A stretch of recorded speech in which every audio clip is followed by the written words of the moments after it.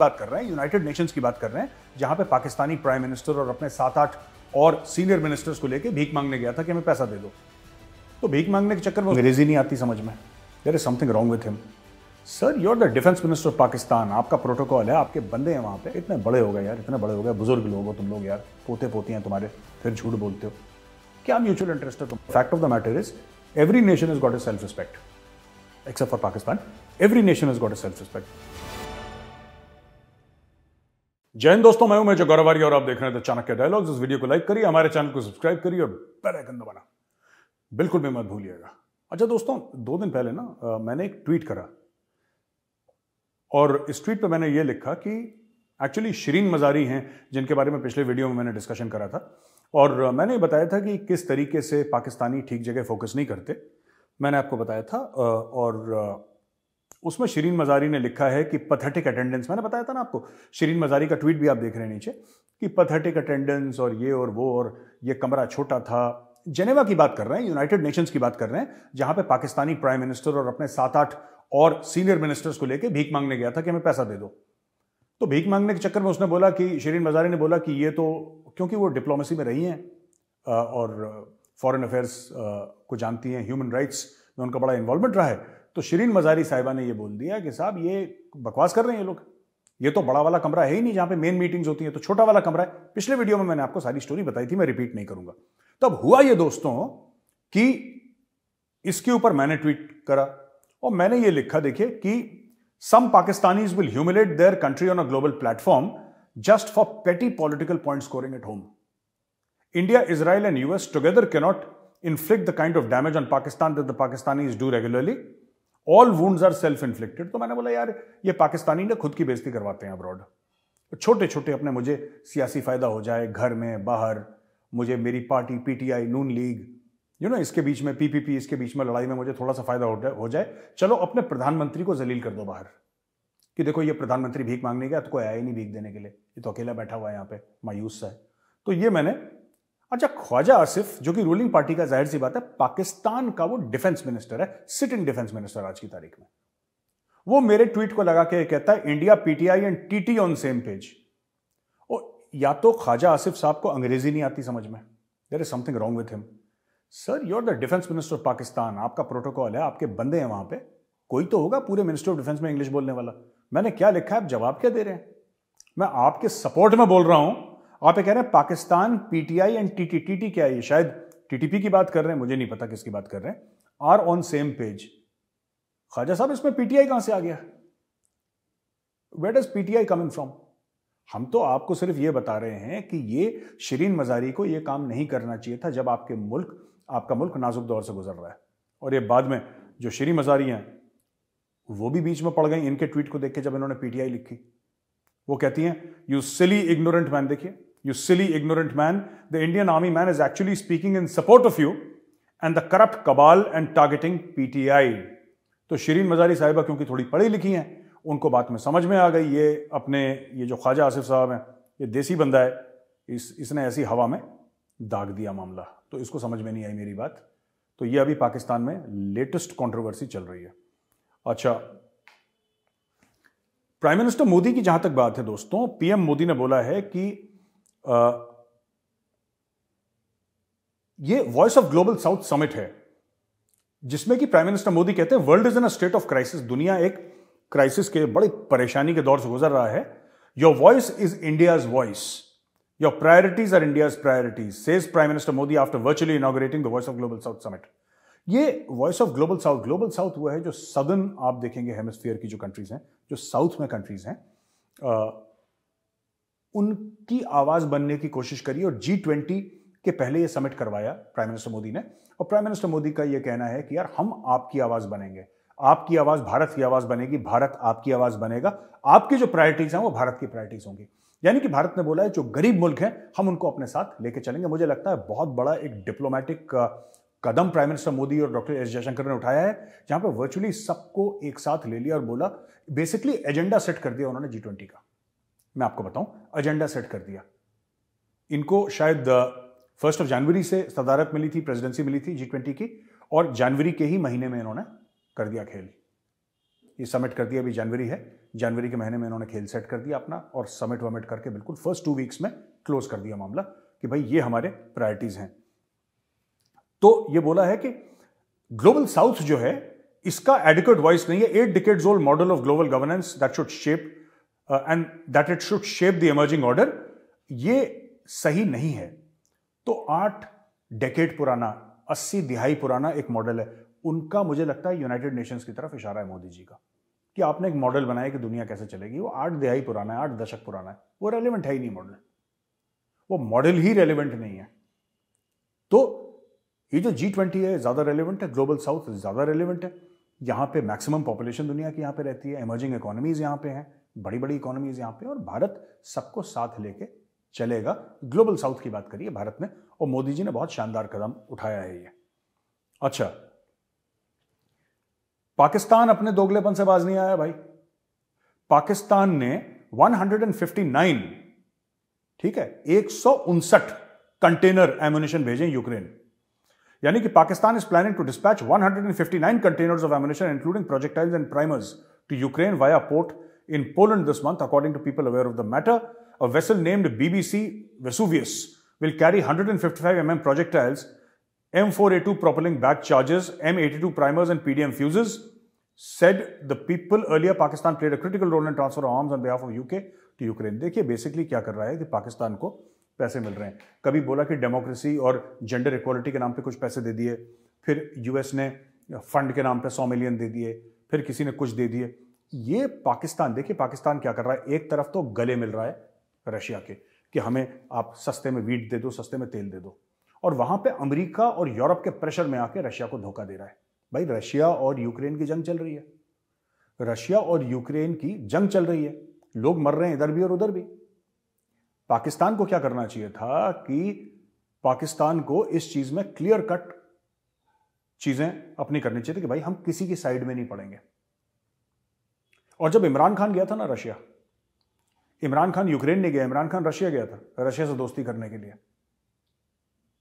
वो पुतिन से मिला वहां पे जाके, वो कहता है कि हम तो यार हैं आपके। इमरान खान ने कुछ महीने पहले, साल भी नहीं हुआ इमरान खान को गए, इमरान खान आई थिंक 22 या 23 फरवरी को गया होगा, ठीक है, तो 11 महीने पहले इमरान खान गया रशिया और बोला कि जी हेलो हाउ आर यू। उसने वहां पे पुतिन से हाथ मिलाया, बोला it's amazing to be here. अगले दिन लड़ाई छिड़ गई, बड़ा कंट्रोवर्शियल हो गई इसकी विजिट, लेकिन इमरान खान गया था। And let us give the benefit of doubt to Imran Khan कि उसको नहीं पता था लड़ाई होने वाली है उस तारीख को, उसको क्या पता। पर इमरान खान ने पूरी कोशिश करी कि रशिया से भी मदद ले और कोशिश करे कि इस जंग में किसी की तरफदारी ना करे। यह इमरान खान की कोशिश थी। वो कोशिश में कामयाब नहीं हो पाया, उसकी सरकार गिर गई, गिरा दी, वो तारीख बताएगी, इतिहास बताएगा, हम तो कोई नहीं होते बोलने वाले। लेकिन fact of the matter is कि वो चाह रहा था कि बैलेंस हो जाए और पाकिस्तान को फायदा मिल जाए। ये इमरान खान का एम था। अब हुआ ये कि ये भाइयों ने क्या करा है कि अमेरिका से पैसे लेके अब यूक्रेन को हथियार दे रहे हैं, क्योंकि जाहिर सी बात है अमेरिका भी दे रहा है, अब अमेरिका कह रहा है कि तुम भी दो, क्योंकि लड़ाई में तो आपको चाहिए। और 155 ये कौन से हैं? ये सेम प्रोजेक्टाइल्स हैं जो आर्टिलरी में इस्तेमाल होते हैं। बोफोर्स की जो तोप है जो भारत के पास है, आपने बोफोर्स का नाम सुना होगा, वो भी 155 mm है। मैं ये नहीं कह रहा कि यूक्रेन बोफोर्स चला रहा है, मैं कह रहा हूं उसी टाइप का शेल, उसी कैलिबर का शेल, क्योंकि पाकिस्तान भी 155 यूज करता है और ग्लोबली एक्सेप्टेबल है 155 mm, तो वही पाकिस्तान ने यूक्रेन को दे दिया।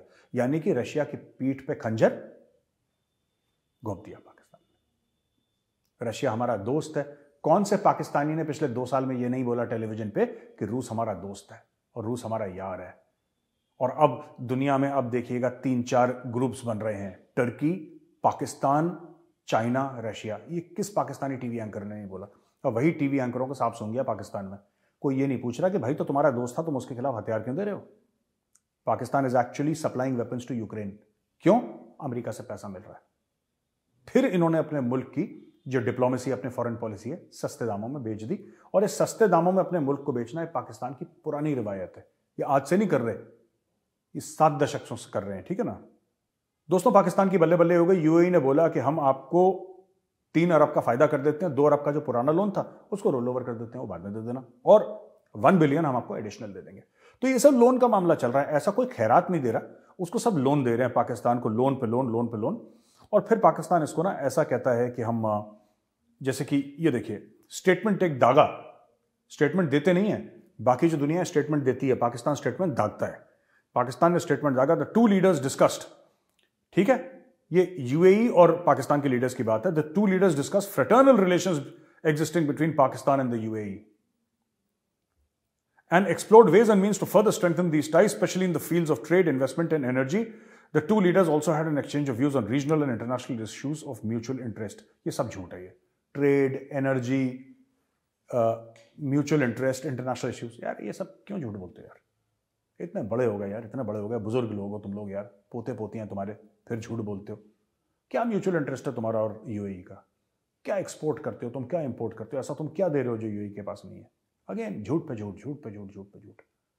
सीधा बोलो, वहां पे खैरात लेने गए थे, खैरात नहीं मिली तो हमने बोला लोन दे दो, उन्होंने लोन दे दिया, कहानी खत्म। ऐसा लंबा चौड़ा issues of mutual international interest. ओ बाबा, कोई भी सुनेगा सोचेगा पता नहीं पाकिस्तान डिप्लोमेसी में कौन सा तीर मार रहा है जो दुनिया को नहीं पता, ठीक है।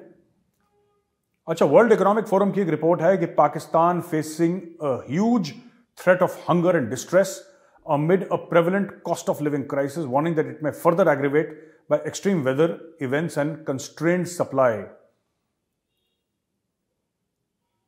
अच्छा, energy and food supply crunches, ये पाकिस्तान में अगले 2 साल तक तो रहेंगी। अभी की रिपोर्ट 2 साल है, आगे बढ़ भी सकता है, ये 5 साल हो सकता है, 10 साल हो सकता है, फिलहाल 2 साल के लिए है।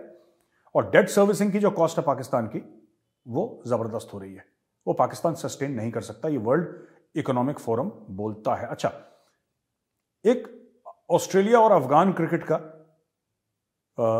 यूनाइटेड अरब एमिरेट्स यूएई में मैच होने थे, तो उन्होंने बोला कि ऑस्ट्रेलियन गवर्नमेंट ने बोला कि this decision follows the recent announcement by the Taliban of further restrictions on women's and girls education and employment opportunities and their ability to access parks and gyms. तो ऑस्ट्रेलिया ने पुल आउट कर दिया, बोला कि हम अफगानिस्तान के साथ सीरीज नहीं खेलेंगे। यार ये गोरे भी दोगले हैं, अपनी क्रिकेट टीम ये यूएई नहीं भेज रहे अफगानिस्तान से खेलने के लिए, ठीक है, क्योंकि इनको लगता है कि तालिबान ने लड़कियों के, औरतों के स्कूल बंद कर दिए, उनको काम करने का मौका नहीं देते, जिम मत जाओ, पार्क मत जाओ। ये तो अफगान कल्चर बहुत टाइम से रहा है, ये कोई नई बात है। जब आप लोग 20 साल थे, इसमें ऑस्ट्रेलियन ट्रूप्स भी थे, कनेडियन ट्रूप्स भी थे, न्यूजीलैंड वाले भी थे, अमेरिका तो था ही था वहां पे, यूके वाले थे, फ्रांस वाले थे, सब लोग अफगानिस्तान में थे। 20 साल आपने जंग लड़ी, तब आपको ख्याल नहीं आया? आप अफगानिस्तान में फौजी भेज सकते हैं, आप असला भेज सकते हैं, आप मौत का सामान भेज सकते हैं। 20 साल तक खरबों खरबों डॉलर भेज सकते हैं अफगानिस्तान में मौत के सामान के रूप में, वो आपको मंजूर है।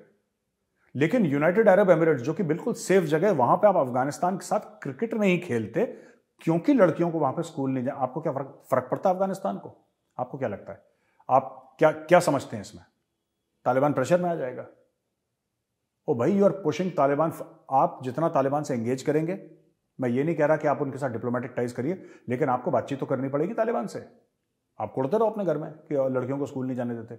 आप तालिबान के साथ क्रिकेट, जो अफगान क्रिकेट टीम उसके साथ आप क्रिकेट खेलोगे, तालिबान के साथ आप एंगेज करोगे, फोन पे बात करोगे, आपका डेलीगेशन वहां जाएगा, उनका डेलीगेशन आपके पास आएगा, धीरे धीरे बातचीत होगी, तभी तो आप उनसे प्रेशर डालना शुरू करोगे उनके ऊपर। तभी तो आप उनको बोलोगे अच्छा अलग स्कूल बना दो लड़कियों के लिए, सेम स्कूल मत बनाओ। ऑस्ट्रेलिया फंड कर देता है, आपको इतनी फिक्र, आप फंड कर दो ना, एक स्कूल एक फंड कर दो, वहां पे रिलीजियस स्टडीज होंगी, थोड़ा बहुत मैथ्स और इंग्लिश पढ़ाएंगे, साइंस पढ़ाएंगे हल्का फुल्का। इस तरीके से आपको करना पड़ेगा। हम क्रिकेट नहीं खेलेंगे, उनको फर्क पड़ रहा है तालिबान को। और तालिबान में से कौन सा वो डॉन ब्रैडमैन या सचिन तेंदुलकर निकलना है वहां से? They are not a big cricketing nation, but the fact of the matter is every nation is got a self respect except for Pakistan. Every nation is got a self respect. भाई आप अफगानों को ऐसे treat नहीं कर सकते। अगर अफगान कहते हैं कि वो क्रिकेट खेलना चाहते हैं, क्रिकेट खेलो और फिर उनसे एंगेज करो। This is also diplomacy.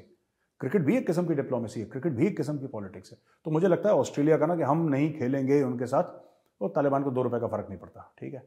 वो लड़ते चले आए हैं। तो जब तुम्हें असला बारूद भेजने थे, फाइटर जेट्स भेजने थे, ड्रोन भेजने थे, वो तुमने भेजे, अफगानिस्तान के अंदर भेजे। अब अफगानिस्तान के बाहर एक अमन पसंद यूएई में क्रिकेट खेलनी अफगान क्रिकेटर से, वो तुम खेलना नहीं चाहते उनके साथ, क्योंकि जब तक तुम्हें लगता है कि असला बारूद ठीक है, लेकिन यार ये अमन की बात नहीं करनी। तो ये मुझे लगता है कि ये गलत चीज है, ऑस्ट्रेलिया को नहीं करना चाहिए था। आखिरी पॉइंट जो दोस्तों आपका, ये जो सुसाइड ब्लास्ट हुआ था जिसमें कोई कह रहा है 5 लोग मरे, कोई कह रहा है 20 लोग मारे गए, वो क्लेम कर रहे हैं कि इस्लामिक स्टेट ने मार दिया। अफगान फॉरेन मिनिस्ट्री के सामने ब्लास्ट हुआ था कुछ दिन पहले, 2-3 दिन पहले। किसने करा? इस्लामिक स्टेट ने बोला जी हमने करा है। ठीक है, डन, इस्लामिक स्टेट ने कर दिया। अब एक बात सोचो यार, इस्लामिक स्टेट ने तो कर दिया वो बम ब्लास्ट, लेकिन उससे हुआ क्या? उसके नतीजा क्या निकला? उसका नतीजा सिर्फ यह निकला कि कुछ अफगान वहां पे मर गए, कोई कहता है 5 मर गए, कोई कहता है 20 मर गए। ठीक है, अलग अलग रिपोर्ट्स आ रही हैं। लेकिन क्या ये इस्लामिक स्टेट ने करा है? आप सोचो, मैं बता रहा हूं क्या है ये, जो मेरा एनालिसिस है। मुझे ऐसा लगता है पाकिस्तान ने करवाया है। पाकिस्तान जो है इतनी हिम्मत कर नहीं पा, वो करेगा अमेरिका के प्रेशर में, अफगानिस्तान पर अटैक करेगा, लेकिन पाकिस्तान ये मैसेज देना चाह रहा है, पाकिस्तान की ऐसा ये मैसेज देना चाह रही है कि अच्छा बेटा, तुम हमारे ऊपर अगर अटैक कर सकते हो, अगर तुम तहरीक तालिबान पाकिस्तान के अंदर भेज के पाकिस्तानियों को, पाकिस्तानी फौज को मरवा सकते हो, तो टेररिस्ट तो हमारे पास भी हैं भाई। हम तो बाप हैं टेररिज्म के, हम तो अब्बू जी हैं। सारे जिहादी दुनिया के तो पाकिस्तान ने ही पैदा करे थे। फिर भेजो। इन्होंने आईएसआईएस वालों को बोला कि एक जरा ब्लास्ट करके इनको मैसेज देकर आओ। मुझे ऐसा लगता है ये चीज है, मेरे पास कोई प्रूफ नहीं है इस चीज का, लेकिन मेरा एनालिसिस ये कहता है कि पाकिस्तान ने करवाया है, just to put pressure on the Afghans कि अगर तुम करवा सकते हो बेटा, हम भी करवा सकते हैं। तो दोस्तों, आज का वीडियो अभी यहीं पे मैं खत्म करता हूं। वीडियो पसंद आए तो उसको लाइक करिए, हमारे चैनल को सब्सक्राइब करिए, बेल आइकन दबाना बिल्कुल मत भूलिएगा। जय हिंद, वंदे मातरम और भारत माता की जय।